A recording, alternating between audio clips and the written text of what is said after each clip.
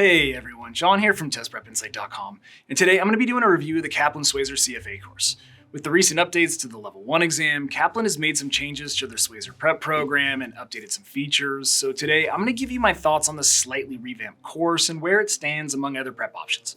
And just as a heads up, since I'll just be covering the major highlights in this video and trying to keep things kind of short, if you find you need some more detail at any point, you can always check out our full detailed written review of Kaplan over on our website. An easy way to get there is just to Google Test Prep Insight Kaplan Schweser CFA review. It's a quick way to find it. Alright, so to keep this review video a little tighter and more useful for you, I'm just going to kind of explain how the Kaplan Schweser course works and then give you my commentary along the way about what we like and don't like. And by the way, to be clear here, we're talking about the Level 1 course, not Levels 2 or 3. Most everything we found with their Level 1 prep program is also going to apply to Levels 2 and 3 because their teaching methodology and learning platform doesn't really change between levels. Obviously, the underlying testable subject matter does, but the Kaplan framework really doesn't. But in any event, this review is geared more towards Level 1. So here's how it works. When you log onto the course, you land on the dashboard. On the left side, you've got your assignments, and on the right, Kaplan gives you a progress tracker and some high-level performance data. Now, the assignment section on the left side is the most important aspect and where you'll spend a lot of time. This is where Kaplan tells you exactly what you need to do and when. And there's a couple different ways to view it. The suggested method is the activity feed, which, like I just said, gives you an item-by-item breakdown of exactly what you need to be working on that week. Basically, you just start ticking off assignments and work your way down the list until you're done for the week. Or alternatively, there's also a calendar view where you can see everything you need to do on a daily basis within a monthly view. They're really just two sides of the same coin and show the same assignments, but I'll just say that we prefer the activity feed. It's very intuitive and direct and tells you how many activities you have left for the week and the estimated amount of time to complete them. It was just simple and straightforward to follow. And also, just a side note here, but Kaplan also gives you the ability to shift around the order of topics you see. Their default is to start with quantitative methods, but if you'd rather start with equity investments, you can just drag and drop and flip them around on the schedule. That was a really nice function. Or, sorry, one more thing. If you just want to disregard Kaplan's recommended path through the materials altogether, you can always just hit the Study Tools button, where you'll get a drop down of all the materials in the course, and you can just jump in and start studying directly from there. Though to be honest, I would not recommend that, as Kaplan has done a pretty good job already of integrating all the different facets of the course into a pretty intentionally sequenced and easy to follow schedule. But anyway, that's actually a good point to get into the substance of what's actually in the activity feed. Kaplan uses a pretty traditional but effective overarching framework of learn, practice, assess. In other words, you learn about a topic in a module, then put what you learned to use with a few practice questions in the next module, and then periodically assess your knowledge with a Q-Bank assignment or exam. You'll find that's kind of the flow of the Kaplan suggested study plan in the activity feed. The modules are stacked in a pretty predictable order. Study, quiz, Q-Bank set. Something like that, with the occasional MasterClass or other assignment mixed in. So let's dive into those individual elements. The study modules, as Kaplan labels them, are just assigned readings from the Schweser notes. You all know the Schweser notes, and they're probably a big reason why you're considering going with Kaplan for your prep.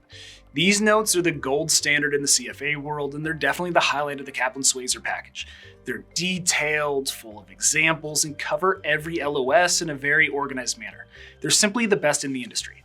So when Kaplan assigns you a study module, what that is a reading assignment from the notes. And the cool thing is that you can tackle that a few different ways. You get the Kaplan Schweser notes in digital form in chunks in each module.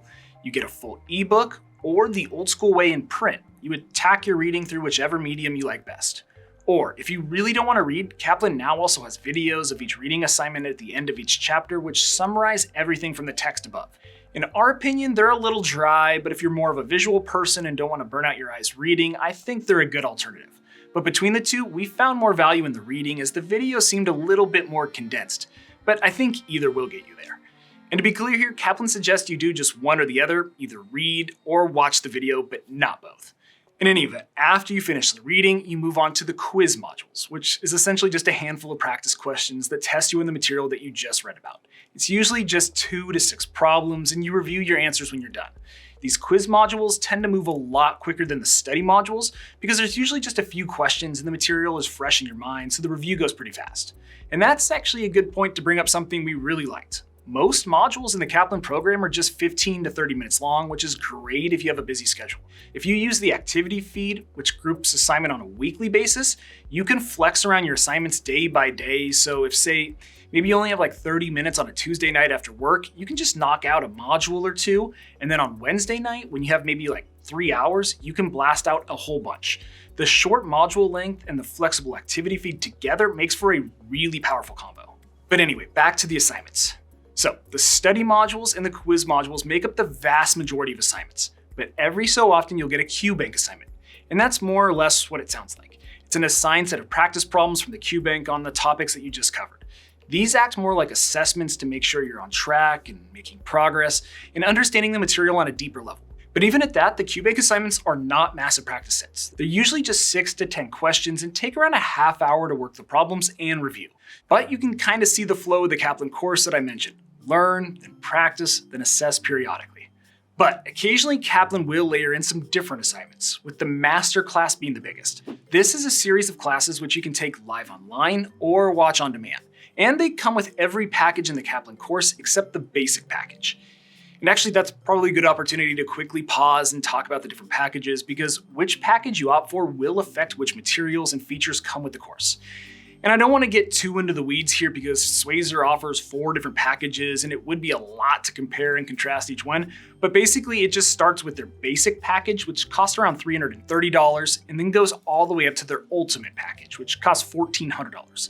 The core curriculum in all of them is the same. It's just the features around the core coursework that gets added on as you move up the ladder. This includes the MasterClass series that I was just talking about, the ability to attend the MasterClass sessions live, a final workshop review series, whether you want the Schweser notes in print form, and a couple other things. Basically, the further up the ladder of packages you go, the more features you get.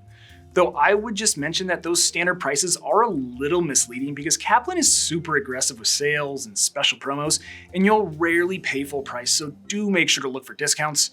In fact, I'll actually do my best to keep the description down below updated with the most current discounts and promo codes that I can find floating around out there.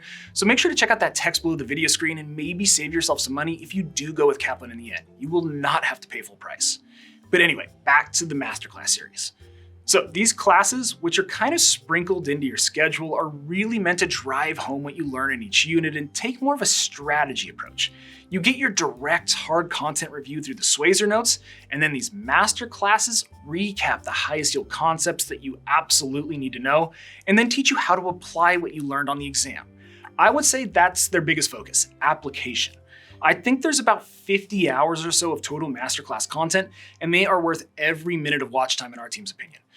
All right, so everything I've covered to this point, the study modules, the quizzes, the QBank assignments, the masterclass series, that's all the first half of the Kaplan Schweser course. As you get into the second half of the program, you'll see that the activity feed and nature of the assignments starts to turn over. It becomes less about teaching and more about preparing for the exam. The assignment types that you're used to will start to fall off, and everything will be replaced by different types of assignments, including mock exams, readings from Kaplan's Secret Sauce book, and the final review workshop series. And this makes sense. You don't want to be learning new content right up until exam day. Kaplan front loads all of the new material in the front half, or maybe 2/3 of the course, and then changes gears to focus on reviewing and preparing for the real thing. So let me quickly break down those elements that I just discussed, which you'll find in the second half of the program. The first is Schweser's Secret Sauce.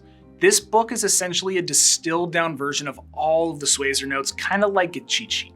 It's the cream of the crop, must-know material. Basically, if there's something in the Secret Sauce assigned reading that you haven't seen before or don't know, then you've got a problem, because this is essentially just a recap. Then there's the final review workshop series, which you can probably guess what that is. It's a series of classes which you can take live online or watch later on demand. They review everything that you've learned, recap the most frequently tested material to go after some low-hanging fruit.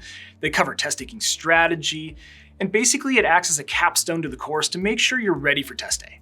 And then lastly, there's the mock exams.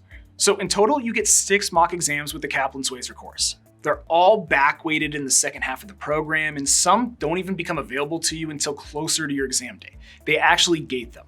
But the mock exams are all full-length 180 question tests that are delivered in a Prometric style interface and meant to get you used to exam-like conditions.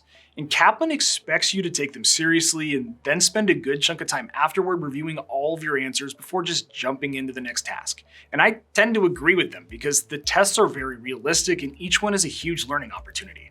Plus, one of the cool things about Kaplan over other providers is that they actually allow you, if you want, to take the last practice exam in person at a Prometric test center. It's kind of a cool feature if you want a dry run.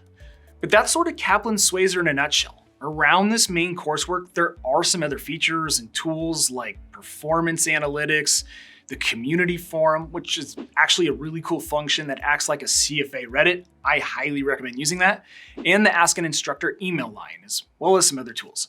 But honestly, that's sort of it, so let's get to my final verdict. But first, before I dive in and forget, I should just mention that every single month here at Test Prep Insight, we actually give away a free prep course to one lucky person. It's super simple to enter in, everyone is eligible.